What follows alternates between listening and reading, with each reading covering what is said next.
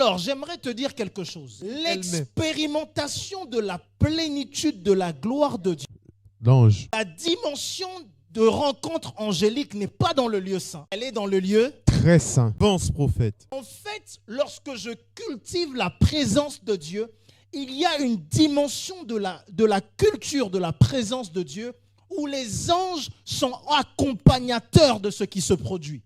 Parce que je cultive la présence de Dieu. Et Dieu étant un roi, Dieu ne se déplace pas sans entourage. Amen. Et dans Jamais seul. l'entourage de Dieu, qu'est-ce qu'il y a? Des anges, c'est obligatoire. En fait, tu ne dois pas rechercher les anges. Voilà pourquoi la Bible dit, comme certains qui font un culte des anges. Non, ce n'est pas un culte des anges que nous devons avoir. La Bible nous parle d'un culte ici, où la culture de la présence de Dieu. Et vous voyez, la culture de la présence de Dieu, ce n'est pas juste aller et crier. Rababa, rababa, rababa. Non, la culture de la présence de Dieu, la prière arrive après tellement de choses. Et la prière est aussi le résultat de tellement de choses. Du coup, on peut prier et prier en vain.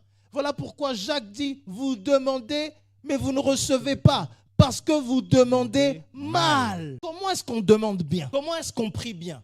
En fait, on prie bien quand on devient en accord avec les règles que Dieu a établies.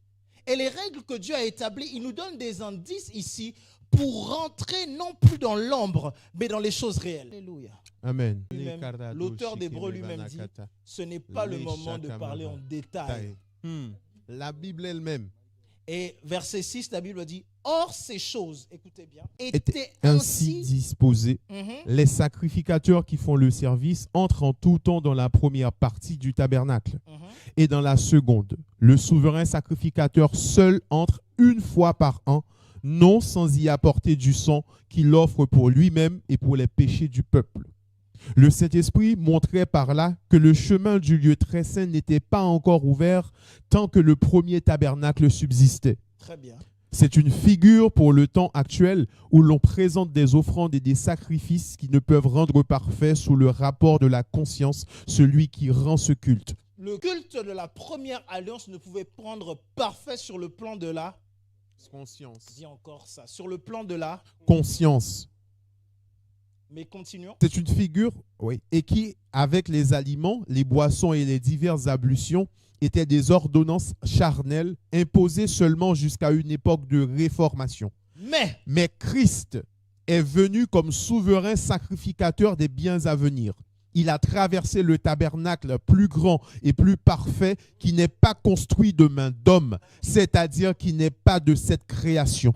Et il est entré une fois pour toutes dans le lieu très saint, non avec le sang des boucs et des veaux, mais avec son propre sang, ayant obtenu une rédemption éternelle.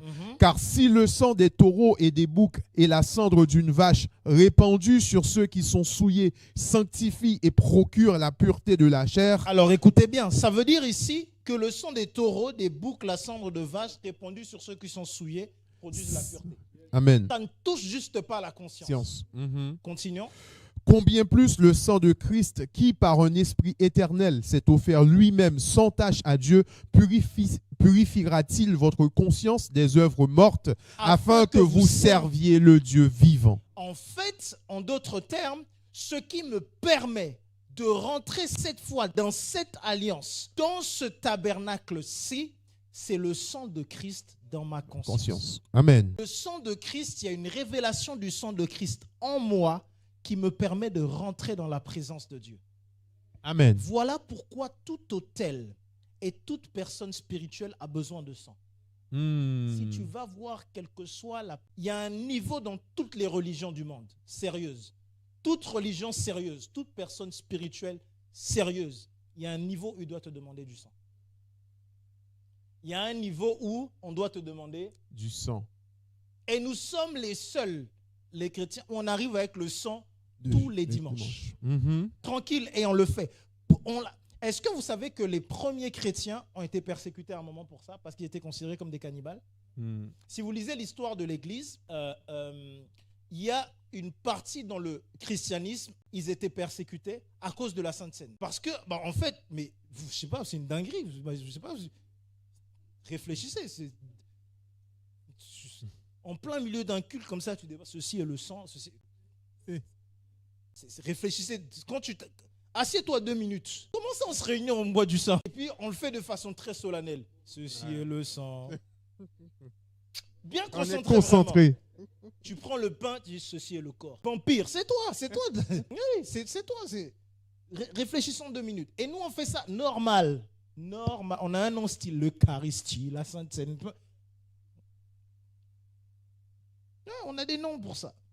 Alors la Bible dit, et c'est pour cela qu'il est le médiateur d'une nouvelle alliance, afin que la mort étant intervenue pour le rachat des transgressions commises sous la première alliance, ceux qui ont été appelés reçoivent l'héritage éternel qui a été promis. Alors, c'est là où je veux aller. Car là où il y a un testament, il est nécessaire que la mort du testataire soit constatée. Un testament, en effet, n'est valable qu'en cas de mort, puisqu'il n'a aucune force tant que le testataire